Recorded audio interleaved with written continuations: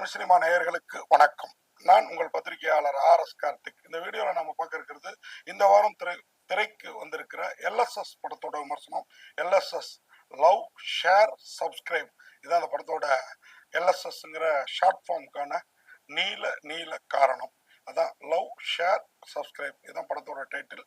அதான் எல்எஸ்எஸ்ன்னு வந்து இந்த லிமிட்டட் ஸ்டாப் சர்வீஸ் அப்படின்னு மெட்ராஸில் முன்னாடிலாம் சென்னையில் வந்து பஸ்ஸுகள் ஓடும். சென்னை மட்டும் இல்லை, பெருநகரங்களில் அந்த மாதிரி மீனிங்கில் இந்த எல்எஸ்எஸ்ன்னு வச்சுருக்காங்க. லவ் ஷேர் சப்ஸ்கிரைப் அப்படின்ட்டு. லவ்வை எப்படியா ஷேர் பண்ணுறது அப்படின்னா, லவ்வை ஷேர் பண்ணலாம், லவ்வரை தான் ஷேர் பண்ணக்கூடாது அப்படின்னாரு இந்த படத்தோட டைரக்டர். உண்மைதான் அது. காதலுங்கிறது அன்புங்கிறத வந்து நம்ம யாருக்கு வேணாலும் ஷேர் பண்ணலாம். காதலியோ காதலியோ ஷேர் பண்ணக்கூடாது, அதுதான் நம்ம கல்ச்சர் இல்லைங்களா? அந்த மாதிரி தான் இந்த படத்தோட கதை என்ன அப்படின்னு பார்த்தீங்கன்னா, ஒரு அருமையான கதைங்க. காலேஜில் படிக்கிறாங்க ஹீரோவும் ஹீரோயினும். ஹீரோவுக்கு ஹீரோயினை மீட் பண்ண அன்னைக்கே காதல், ஹீரோயினுக்கும் அந்த காதல் வந்துடுது. வந்த கொஞ்ச காலத்துல தான் தெரியுது ஹீரோயின் வந்து பெரிய வீட்டு பெண்ணு, அதுவும் சேட்டு பெண் அப்படிங்கிறது. அவங்க அப்பாவும் அம்மாவும் பிரிஞ்சிருக்கிறாங்க. அம்மா காசியில் இருக்கிறாங்க, அப்பா பிக் ஷாட் சென்னையில் மட்டும் இல்லை, இந்தியாவிலேயே பிக் ஷாட். அப்படிங்கிறப்போ இந்த பொண்ணை வந்து ஒரு கட்டத்துக்கு மேலே அம்மாவோட சம்மதத்தோட இந்த பொண்ணு வந்து அந்த பையனை கரம் பிடிக்க நினைக்கிறா. அதுக்கு அம்மாட்ட பர்மிஷன் கேட்டு எங்கள் அம்மா உனக்கு இன்ட்ரோடியூஸ் பண்ணுறேன் வான்னு காசிக்கு கூப்பிட்டு போகிறா.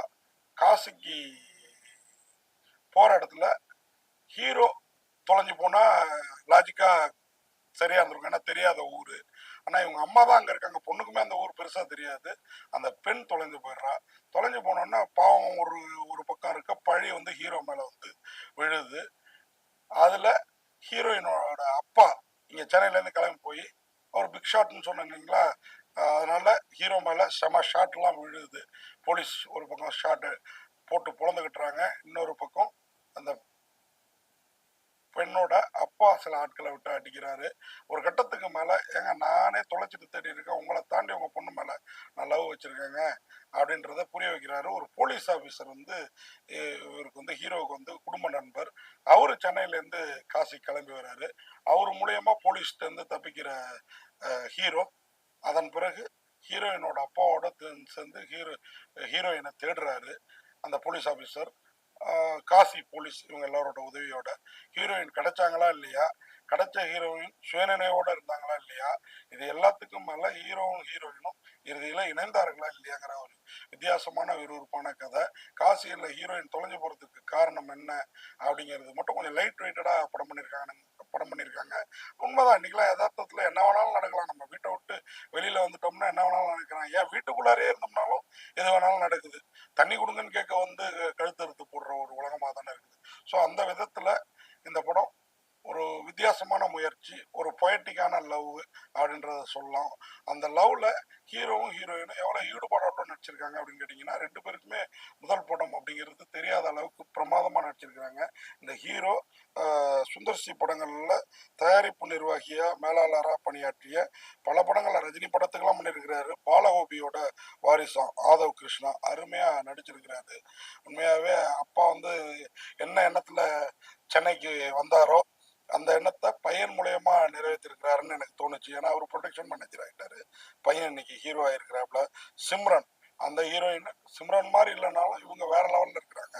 நம்ம பழைய சிம்ரன் மாதிரி இல்லைனாலும் உண்மையாக அருமையாக அவங்களும் நடிச்சிருக்கிறாங்க. படவா கோபி அவர் தான் வந்து ஹீரோவோட அப்பா வராரு. அந்த சிம்ரன் அவங்களோட மாமியாரா வினோதினி கேரக்டர் சொல்லுங்க, உண்மையா அருமையா பண்ணியிருக்கிறாங்க. உண்மையா நேரில் பார்க்கறதுக்கு ஹீரோயினுக்கு அக்கா மாதிரி இருக்காங்க, ஏன் சில ஹீரோயின்ஸுக்கு தங்கச்சி மாதிரியே இருக்காங்க வினோதினி. ஆனா இந்த சிம்ரன் பொன் மீது அவங்க காட்டுற பாசம், அதே மாதிரி இந்த பையன் ஆதவ் கிருஷ்ணா மேல வினோதினி காட்டுற பாசம் எல்லாமே ரொம்ப அழகா ஒரு நேச்சரான அம்மாவை வந்து நம்ம கண்முறை நிறுத்துது. ஜாவா சுந்தரேசனா சம்மந்தமே இல்லாம இந்த பையனுக்கு லிஃப்ட் கொடுத்ததுனால கடைசி வரைக்கும் போலீஸ்கிட்ட சிக்கி தவிக்கிற ஒரு கேரக்டர்ல சாம்ஸ், ஜாவா சுந்தரேசன் பேரை மாத்திட்டு இருக்காரு இப்போ. சாம்ஸ் வந்து அருமையான ஒரு ரோல் பண்ணியிருக்கிறாரு. ரோஹித் தனஞ்சயன் அவர் தான் வந்து ரோஹித் தனஞ்சயன் ரெண்டும் வேற வேற கேரக்டர். ரோஹித் தான் வந்து இந்த படத்துல வந்து கிட்டத்தட்ட அஜித் லுக்ல ஹீரோயினுக்கு அப்பாவா நடிச்சிருக்கிறாரு. ஹீரோ ஒரு சின்ன அசப்பில் ஆரம்ப கால விஜய் மாதிரி தெரிஞ்சாருன்னா, ரோஹித் வந்து அஜித் மாதிரியே இருக்கிறாரு. செமையா பெர்ஃபார்மன்ஸ் பண்ணியிருக்கிறாரு. அந்த திங்க் பண்றது நடக்கிறது எல்லாமே வந்து என்ன அஜித் கொஞ்சம் வெள்ளை வெள்ளையர்னு இருப்பாரு, இவர் சற்றே மாநிறத்துக்கு கொஞ்சம் தாண்டின நிறமா இருக்காரு, நல்லாவே இருக்கிறாரு. ரோஹித் அருமையா நடிச்சிருக்கிறாரு. அவருக்கு இனிமே தமிழ் சினிமாவில் பெரும் வாய்ப்புகள்லாம் காத்திருக்குது. தனஞ்சயன் அவரும் சரி, முத்து புவன் அவரும் சரி, இது இல்லாமல் இன்னும் பலரும் நடிச்சிருக்கிறாங்க. எல்லோருமே சிறப்பாக நடிச்சிருக்கிறாங்க. இந்த படத்தோட பெரிய ப்ளஸ் அந்த ரோஹித்துங்கிற அந்த அஜித் மாதிரி இருக்கிறவர், வினோதினி, படவா கோபி, சாம்ஸ், இவங்கெல்லாம் வந்து இந்த படத்துக்கு பெரும் ப்ளஸ். இவங்களை தாண்டி ஆதவ் கிருஷ்ணாங்கிற அந்த அறிமுக நாயகரும் சிம்ரன்கிற அந்த அறிமுக நாயகம் பெரும் ப்ளஸ்ஸாக அழகாக நடிச்சிருக்கிறாங்க. மகாலட்சுமி முருகன் அவர் தான் அந்த படத்தை வந்து இயக்கி இருக்கிறாரு. இவர் யாருன்னு பார்த்தீங்கன்னா விஜயகாந்த் ஆஃபீஸில் நான் வந்து கேப்டன் விஜயகாந்த் ஆஃபீஸில் ஆஃபீஸ் பாயாக இருந்து அசிஸ்டன்ட் டைரக்டர் ஆகணும், டைரக்டர் ஆகணுங்கிறது என் லட்சியம். அதை தெரிஞ்சுக்கிட்டு எனக்கு சுதீஷும் பிரேமலதா மேடம் சில டைரக்டர்கிட்ட சொல்லி சேர்த்து விட்டாங்க. விஜயகாந்த் மறைவுக்கு அப்புறம் நான் இன்னைக்கு டைரக்டர் ஆகிட்டேன் அப்படின்னாரு. இன்னைக்கு விஜயகாந்த் மகன்களும் ஹீரோவாக இருக்காங்க. அவங்க ஆஃபீஸ் பாயாக இருந்தவர் நாளைக்கு அவங்கள வச்சு ஏற்கிறாரா அப்படிங்கிறத பொறுத்து இருந்து தான் பார்க்கணும். உண்மையாகவே மகாலட்சுமி முருகன் மாதிரி சினிமாவில் சாதிக்கிறவங்க வந்து உண்மையாக வந்து இன்னைக்கெல்லாம் ரொம்ப கம்மியாகிட்டாங்க. ஏன்னா இன்னைக்கெல்லாம் ஒரு விஷுவல் கம்யூனிகேஷன் படிச்சு வந்து நேராக 2 ஷார்ட் ஃபிலிம் 3வது படத்துக்கு படமாக ஃபியூச்சர் ஃபிலிமுக்கு வந்துடுறாங்க. ஆனால் இந்த மகாலட்சுமி முருகன்லாம் ஆஃபீஸ் பாயாக இருந்து அசிஸ்டன்ட் டைரக்டர் ஆகி அப்புறம் கோ டைரக்டர் ஆகி இன்னைக்கு டைரக்டர் ஆகிருக்கிறாரு. உண்மையாக பாராட்டணும். ப்ரொடியூசர் பி ரகு அருமையான ஒரு படத்தை கொடுத்துருக்கீங்க ரகு சார். எல்எஸ்எஸ் அப்படின்னு சொல்லி என்எஸ் சதீஷ்குமார் அவருடைய ஒளிப்பதுவும் சரி, அஸ்வத் மித்ரா அவங்களுடைய இசையும் சரி, இந்த படத்துக்கு பக்காபலம். ஸ்ரீகாந்த் என்பியோட படத்துக்கு மட்டும் முன்பாதையிலையும் சரி பின்பாதையிலையும் இன்னும் சில இடங்களில் கத்திரி போட்டிருந்தா இந்த படம் இன்னும் ஷார்ப்பாக கிரிப்பாக இருந்திருக்குங்கிறது என்னுடைய கருத்து.